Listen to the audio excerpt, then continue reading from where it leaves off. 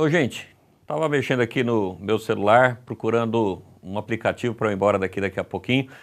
E o que eu queria dizer para você é que você sabe que esse negócio aqui, ó, tecnologia, tem mudado muita coisa na nossa vida, inclusive as nossas relações de trabalho. Isso é tão importante que se criou até um nome chamado uberização do trabalho. Imagina como fazer uma redação usando esse conceito? Nada disso? Então vem comigo que a gente vai discutir bem esse tema aí que tem grande chance de cair nos vestibulares. Ó, nesse vídeo a gente vai tentar fazer um pouquinho diferente. Primeiro, eu vou discutir os argumentos para um lado e para o outro sobre essa questão aí da uberização. E no final, a gente vai citar alguns conceitos para você usar na redação para fazer um pouquinho diferente. Então, fica até o final que lá a gente vai colocar esses conceitos, combinado? Em discussões como essa da uberização do trabalho, antes de mais nada é preciso definir bem os conceitos. Nesse caso, o conceito definido é meio óbvio, é uberização, inclusive uma palavra nova, inventada aí. Para entendê-lo bem, queria que você pensasse antes em alguns outros conceitos que você provavelmente já conhece. Um deles é de trabalho assalariado. Nessa modalidade, uma empresa, até mesmo uma pessoa, vai lá e contrata alguém para realizar um trabalho.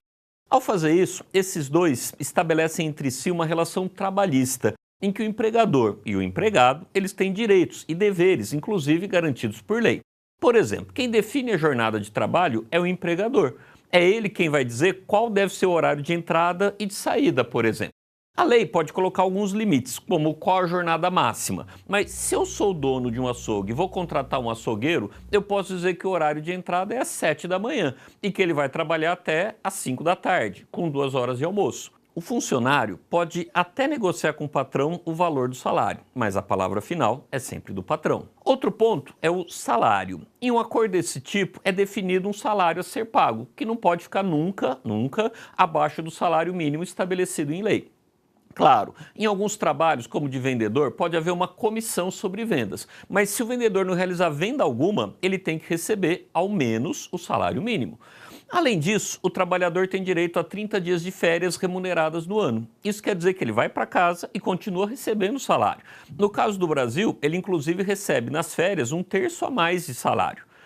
Esse é o trabalho assalariado, mas existe uma outra forma de trabalho, que é o trabalho autônomo. Agora, imagina que eu sou o dono do açougue. Eu posso abrir o açougue na hora que eu quiser e fechar na hora que eu quiser. Ou ainda pode ser que nem seja eu quem vai lá abrir o açougue, mas um funcionário. E eu fique lá apenas 1 hora por dia, ou que nem mesmo passo por lá nesse dia.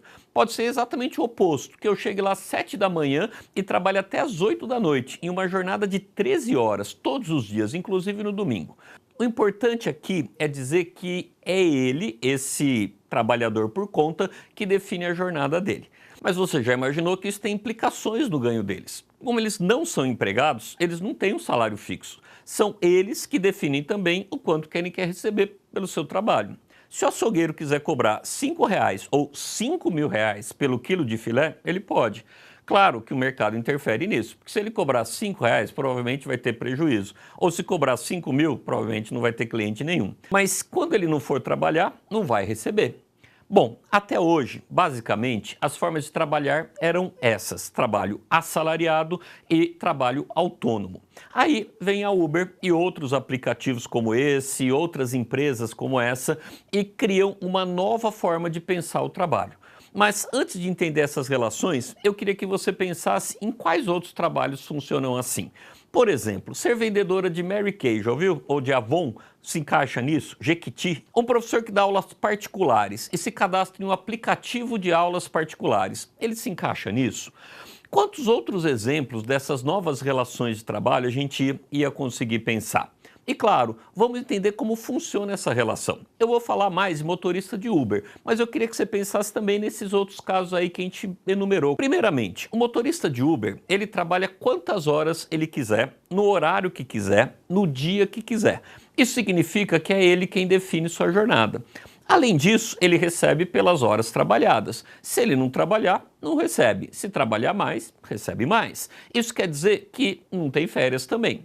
No entanto, quem define o valor da corrida não é ele. O valor da corrida é definido pela empresa. E a empresa fica com o valor da corrida, que varia um pouco, mas pelas minhas conversas aí com motorista de Uber, chega até 30%, com uma média aí de 25% do valor cobrado. Bom, a Uber entende que essa é uma relação de trabalhador autônomo, mas em alguns países do mundo a interpretação não é bem essa. Há quem diga que, como é a empresa que consegue os clientes e como é ela quem define o valor das corridas, trata-se de uma relação de patrão e empregado. Basicamente, o que ocorre é que se tem, na verdade, uma nova relação de trabalho e uma disputa muito grande para tentar enquadrá-la em uma das categorias que já existem. Bem, agora que você entendeu o que é uberização do trabalho, surgem discussões um pouco mais profundas. A pergunta que é boa para a gente aprofundar é: esse tipo novo de relação de trabalho é benéfica ao trabalhador? É bom para as empresas? É bom para a sociedade? As respostas são muito variadas e por isso esse assunto pode ser tema de redação. Pensamos inclusive no seguinte tema, ó: uberização do trabalho, liberdade ou precarização? Antes de mais nada, lembre-se que temas assim com perguntas, eles têm normalmente dois lados. E a gente já gravou um vídeo explicando direitinho como fazer a estrutura de redações com temas assim. Se você ainda não viu esse vídeo, corre lá, vale a pena dar uma olhada, vai te ajudar bastante a montar essa redação. Os argumentos para quem defende que esse processo amplia a liberdade é basicamente um, que é o argumento liberal. Os argumentos liberais são de que o mercado regula melhor essas relações trabalhistas do que o próprio Estado. Nessa visão, a Uber e outras empresas que trabalham de forma semelhante estão criando uma nova modalidade de transporte, mais barata que os táxis, que são bastante regulamentados. Isso parece ser bom para a sociedade. Além disso, está criando muitas oportunidades de trabalho. Muitas pessoas que estão desempregadas conseguem uma renda extra graças a aplicativos como esse. E, segundo essa visão, a lei da oferta e procura vai definir os valores que cada um vai ganhar. Se o valor pago pela Uber for muito baixo, ninguém vai querer ser motorista de Uber. Se o valor for atrativo, muitos vão querer. No entanto, há quem diga que nesse processo há uma precarização do trabalho. Vale a pena guardar essa palavra, precarização. Essas pessoas entendem que, de fato, há uma relação de subordinação, já que o motorista é obrigado a cumprir metas, como, por exemplo, ter nota mínima 4.6. Não sei se você sabia disso, mas a Uber exige. Além disso, ele pode ser advertido e punido pela empresa, e é ela quem define o preço da corrida e o valor que vai ficar com o motorista. Para essas pessoas, esse tipo de trabalho vai se assemelhar muito mais a um vendedor, que tem vínculo empregatício, mas vai receber pela produtividade também. No entanto, esses motoristas não têm direitos trabalhistas. Muitos que eu conheço aí, batendo papo com eles, enfrentam jornadas de mais de 12 horas diárias. Eles não têm férias nem 13º. Quando ficam doentes, deixam de receber. Somado a tudo isso, vive uma grande incerteza, já que não sabem quanto vão ganhar, sequer um valor mínimo. Junto a isso, segundo essa visão, claro, o risco é todo do motorista, não da empresa. Por exemplo, se o carro quebrar, quem vai ter que pagar o conserto é o motorista. Isso pode acabar com todo o ganho dele.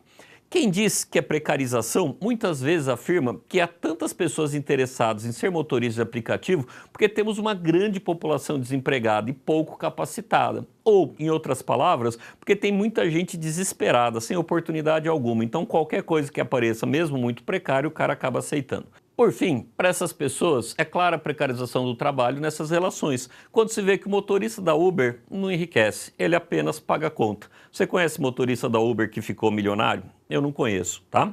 Bom, basicamente, esses são os argumentos. E como eu prometi lá no começo, aqui vão alguns conceitos que eu acho que seriam bons de se colocar nessa redação.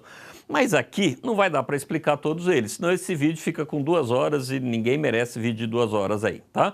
Então eu vou citar alguns e se você quiser saber mais, vai lá em conceitos que a gente aos poucos vai disponibilizando cada um deles, tá bom? Um deles é o de modelo de Estado. Se você acredita que deve haver leis mais rígidas para proteger os trabalhadores nesse processo, você pode falar de Estado de bem-estar social. E o principal pensador desse conceito é o John Maynard Keynes. Se você acha o contrário, dá para falar de um Estado que intervém o mínimo na economia. E aí dá para citar o economista Milton Friedman. Minha pronúncia de inglês é maravilhosa. Além disso, dá para pensar em trabalho alienado ou exploração do trabalho. Claro, se você achar que é precarização. E aí a gente pode citar o Marx, que é o que mais falou sobre isso. E claro, dá para você falar do Bauman, principalmente falar de como a tecnologia tem mudado as relações na sociedade atual, inclusive nas relações de trabalho. Isso ia ficar bem legal lá na introdução. Escreve aí nos comentários, põe lá #liberdade ou #precarização e justifica, fala por que você acredita que é precarização ou liberdade. E se quiser treinar para redação, escreve uma para gente. Nossos professores estarão prontos para corrigir e te enviar um retorno bem legal. Para você enviar a redação, você precisa baixar o nosso aplicativo, que é totalmente grátis. Você só paga pelas correções. Vai lá no Google Play e baixa já, beleza? Grande abraço, até o próximo vídeo.